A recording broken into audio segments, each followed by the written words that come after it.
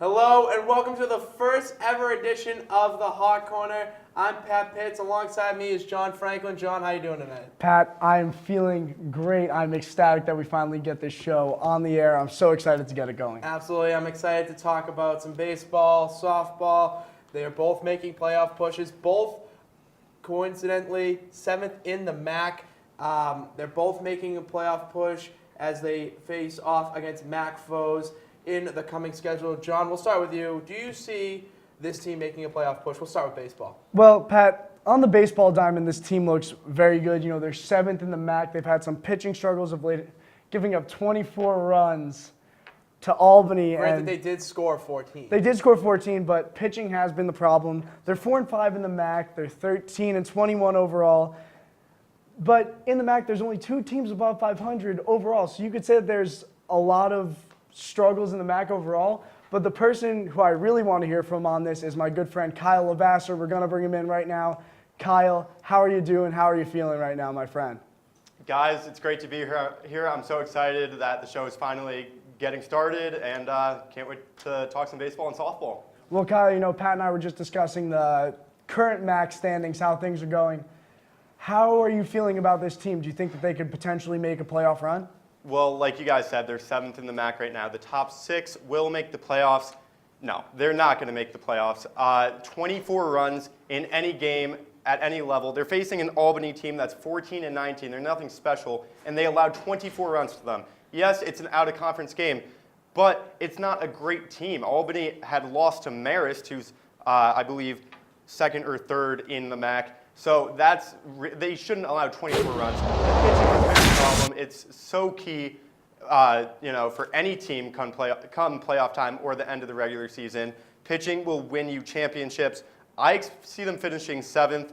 Back to their pitching, they have 6 pitchers with ERAs over 10. They have a 6.13 team ERA, so they're not going to have good pitchers go up against other aces. Yes, they do have Thomas Jenkins, who had a great game, a 7-inning no-hitter. He did finish 8 innings, no runs. Yes. Kyle, going off those pitchers, you can't forget about Luciani. He's also having an unbelievable year. He's got Absolutely. a 2.94 ERA as well as 3-3 record, 1 complete game on the season. But I'm going to disagree with you on the fact that they don't make the playoffs. I think when you look at their coming schedule, this team's got 9 games coming up at home, and they've got Manhattan, who is just 1 spot below Quinnipiac. But they're coming in hot. They just beat the New York Institute of Technology on a walk-off. They're coming in a little hot. They got a 3-game set there. Then they got Monmouth. Monmouth is in 4th place, but yeah. Okay, you want to talk about their schedule?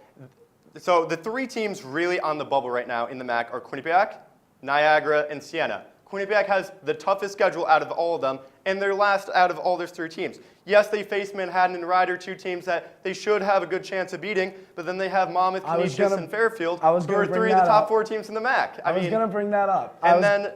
Okay, let me just touch on Niagara and Siena. They're facing, in the rest of their MAC schedule, 3 of the 4 bottom teams in the MAC. So those are games they should win. So because Quinnipiac isn't playing Niagara and Siena, they're not going to make up more games like that. Let's say they did play those teams.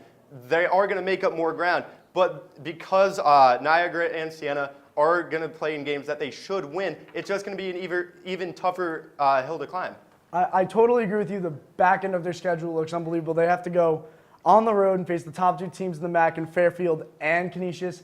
It's going to be tough, but I just think that when it comes to MAC sports, anything can happen. When it comes to college sports, anything can happen with a team that's just on the outside looking in. Regardless of this tough schedule coming out, like you got a good pitcher coming into it with Jenkins. You got a good pitcher coming into it with They're Luciani. not deep enough, though.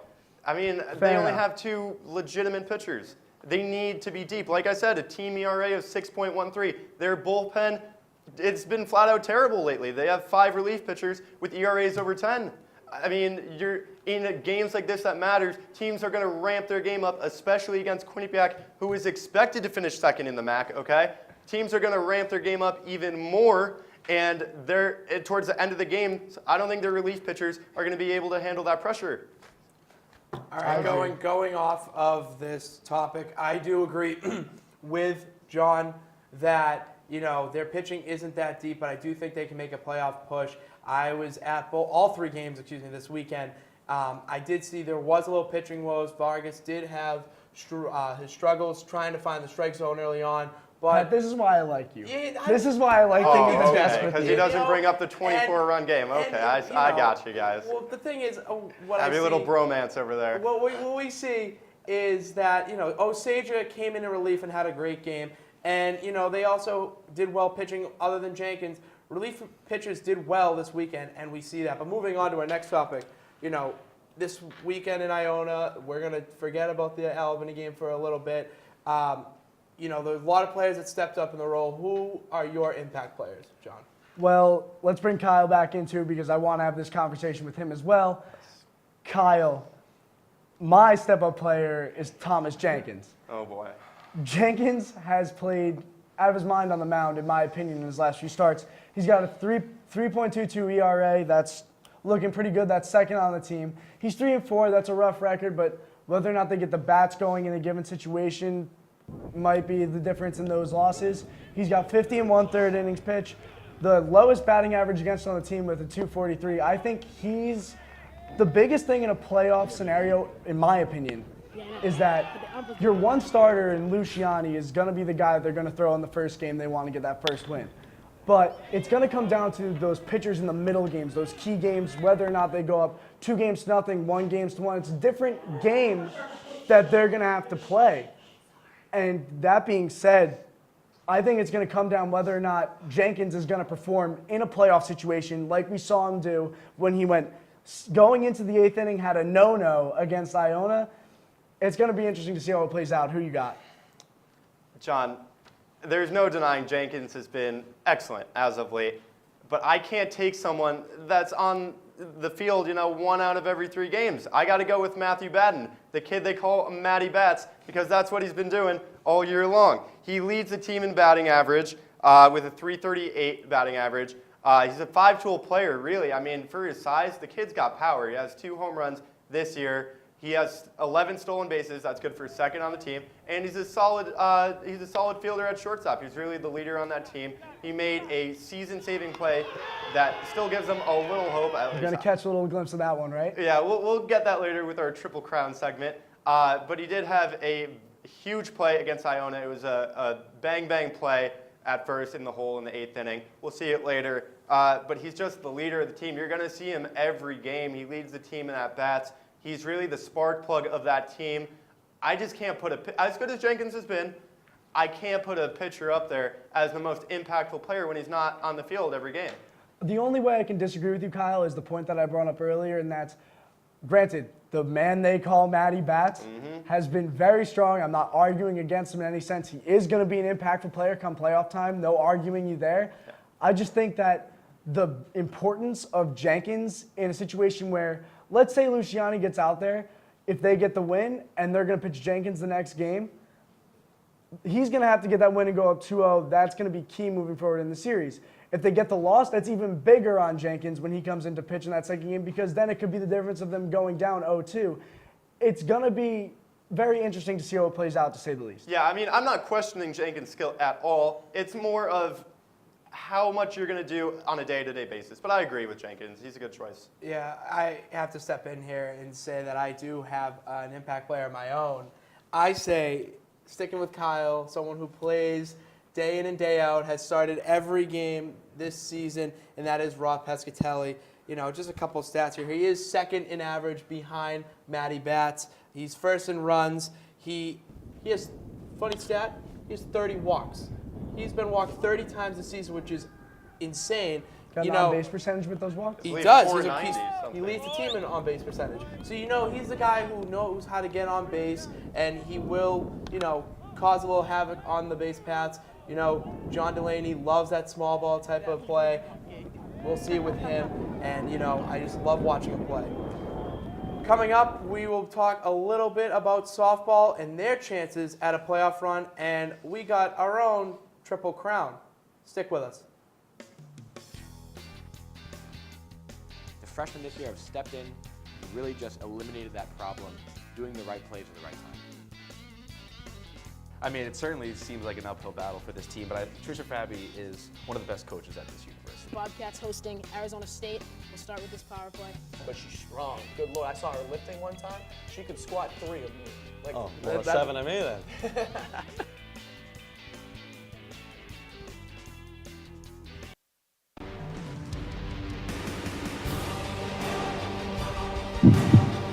Good evening and welcome to Sports Pause. In the end, we're here to win a championship this year. Jess Fontaine now has that. She's going to take a ripper off the post, but she's going to come back. And my number 1, hold your applause, Bobcats fans, is Quinnipiac.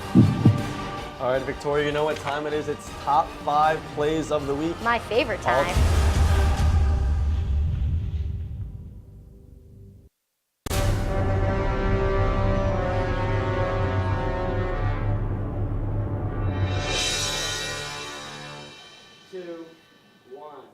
Welcome back to the Hot Corner. Pat Pitts alongside John Franklin. We got Kyle over there. John, the softball team has had its woes this season, but they still sit 7th in the MAC, hoping to make a playoff run. You know, do you see them making that playoff run? Absolutely not. I can't say it any other way than that. And the reason is because they're 16-22, not a great overall record, 2-4 in the MAC, not a great conference record at all, Pat. And I want to bring in Kyle to talk about this too. And the big deal here, Kyle, is that they're only pitching 2 girls. I still can't get over it. Kyle, we've been talking about it all year. Who cares? They You don't gotta win. get over it. They don't win. It Oh doesn't my matter God. whether or not if they're not going to win, then they can't pitch 2 girls. Throw somebody different up there. They've got Casey Herzog and Sydney Roby doing this. Sydney Roby's been the whole team. It's absurd to me. And she's been succeeding. Have you seen her ERA? I don't care about her ERA when the team is 16-22 and 2-4. It doesn't matter about their statistics if they can't win the game. In Herm Edwards' words, you play to win the game. If you can't win the game, what are you supposed to do? The disrespect towards this softball team, John. I can't believe it. You say they lose. The 2 teams they lost to are the top 2 teams in the MAC in Monmouth and Marist. Each of them have only lost 1 game Kyle, in MAC play this whole year. I'm going to stop you right there. They've played 4 games. The last 4 games they played were 4 losses. Okay, 2 it games happens. against Marist, 2 games against Army. They let up 27 runs in 4 games. That's a stat that I'd like to talk about as opposed to Roby's ERA. Why don't you riddle me that? 27 runs in 4 games. How does that make the difference with Sydney Roby's unbelievable pitching and Casey Herzog's unbelievable Well, you know pitching? what? Sydney Roby, obviously, she has been struggling a little bit as of late, but Casey Herzog is really starting to heat up. She let up 7 runs against Monmouth again. That's hot. Again. That's real hot, Okay, Kyle. if you would let me finish. The number 1 team in the MAC, 9-1 on the year. But after that, she shut out her next 2 teams. She had 2 complete games, and she's only allowed 4 earned runs in her last 22 1/3 inning. I would say that's pretty dang hot, John. I don't know. And then she also has the 2nd most strikeouts in the MAC with 90. She's really been huge for them lately. Maybe not at the beginning of the season, but she's really started to heat up. She's going to be crucial for them if they want to make the playoffs. They could definitely get at least that number 6 seed because the rest of their schedule, honestly, is pretty easy. Okay. Yeah, I wanted to talk about that, actually. I want to bring that up. You look at this schedule coming up, Kyle. Yes. What game sticks out to you the most as maybe a must-win, a game that they're going to have to get? Well, I would say Fairfield is the game that they must win if they want to make up some ground. They are 3rd in the MAC, but then they really have some easy wins after that. They face St. Peter's, Iona, Ryder, and Niagara, who they should all beat. They're all under them St. in the Peter's MAC. way under them. Yeah, St. Peter's hasn't won a game all season. That should be a sweep. That's Iona actually- and Ryder are also the bottom 3 teams, so those should really be sweeps. Well, So, Kyle, yeah. the one thing that I'm concerned about with that St. Peter's game, Oh, I'm excited to hear this. and it's a point I just want to bring up, is that, 0-27 team, a team that's hasn't won a game in the MAC or overall all season, if somehow in some way Oh, just get to the point. they beat the Bobcats, Oh, no. what do you think that says for this team? I don't think it's going to happen, but I'm proposing a situation to you. If they lose to St. Peter's, that's the be-all, end-all. I think that's it for this team. Well, yeah, I mean, they're going up against a team that I believe is 0-27 or 0-27, yeah. 0-27. If they were to lose to them, yeah, then obviously they're not making the playoffs. They shouldn't have any hopes of winning anything anytime soon. But I don't see it happening. I see them beating St. Peter's easily, especially with the way their pitching has been. Kyle, who do they pitch in that game? You got two options. Who are they going with? You got to go with the hot hand, and that's right now. The hot hand, That's yeah. right now, Casey Herzog. All right, so she's going to pitch. She's going to pitch in five of their last 14 games in a row just to get the win because she's the hot hand? No. Is that what you're saying to me? You split it again with her and Sydney Roby like they have been. But and hopefully they'll get more it's run just not working. And you get more run support. They have one hitter with the average above 300 if my stats are correct. So obviously it's the offense that needs to click. All I'm saying, and Kyle, offense is contagious. So once one person's hitting, all I'm saying is that they've given up this 27 runs. That's the same amount of losses that St. Peter's has had all season, and they did that in 4 games, which is just, that number is staggering no matter where you throw it. They faced the #1 team in the MAC. They're 9-1 in the conference all year. Come on. I mean, I don't know. I just don't like it. Let's talk Pat Pitts. All what do you right. got to say? You know, I have to agree with Kyle on John on this one. Okay, thank you. I just don't see them making a playoff push if they are only starting 2 pitchers. You know, yes, softball is different than baseball. Than you have the mechanics. It's a different pitching motion. That windmill, you know. Exactly. So like your arm does get tired less often, but you're starting 2 pitchers day in and day out. That's unheard of. You need to have a bullpen where you can rest pitchers. You know, you're going 1 pitcher one day, ice the shoulder. Oh, you're back the next day. That's going to hurt your squad going forward. And I just don't see them. You know, pitchers need to step up in situations, and the offense needs to get going too. And I agree with you. If they don't win against St. Peter's, that's the be-all. They will win against St. Peter's. They might. Or I will come on the next episode, or whenever it is, I will come on and I will say that I was wrong. I'll come in a whatever you want, a chicken costume. I want some candy. I want some, nice Swedish fish. If they lose to St. Peter's, I want you dressed as a peacock, like I would in any day. Like the St. Peter's Peacocks. Okay, yeah. Like your suit on, Yeah, the suit on. Exactly. Yeah, okay. people at home, for all you know, you can't see it. I'm wearing white pants underneath. It's amazing. This. It's a great outfit. So enough of this banter. We have a new segment that I would love to introduce right now. It's called the Triple Crown. It's where we give our top 3 players of the week of what we've seen, and let's roll the tape. Starting with my crown, it's got to be Thomas. It's got to be my Triple Crown. It's got to be Thomas Jenkins. He pitched an absolute gem last Saturday against Iona, striking out 8 people. His curveball was working. His fastball was blowing by batters. See here on that curve, gets him looking, and it was just amazing to see. It's going to be real important come playoff time. Absolutely, because they have more pitchers. Well, Kyle, I think you're up next. Yeah, we got my crown, and it's going to be from my impact player, top of the 8th against Iona. The kid they call Matty Bats, they should also call him Matty Gloves. A great play here. Look how close this was. They called the runner out. A great call by the umpire. Quinnipiac would end up winning with a walk-off. Well, here's my crown, and it's going to be the first walk-off here. Bottom of the 13th inning. Sean to right field. Here it comes. Around third. He's safe on an errant throw right there. That's Rob Fischetti. That is a win for Quinnipiac against Iona, and they would do it again. Here's my second leg. Bases loaded. That's a base knock. Bottom of the 9th. Aaron Freed from third. That got the win. Quinnipiac with 2 wins in very dramatic fashion. Absolutely. I was there for both of them. It was such an amazing, atmosphere to see them win. And then obviously, they fought back and won it, in late game fashion, which was amazing to see. But John, I hate to say it, but I think that's all the time we got for you tonight on this first ever edition of the Hot Corner.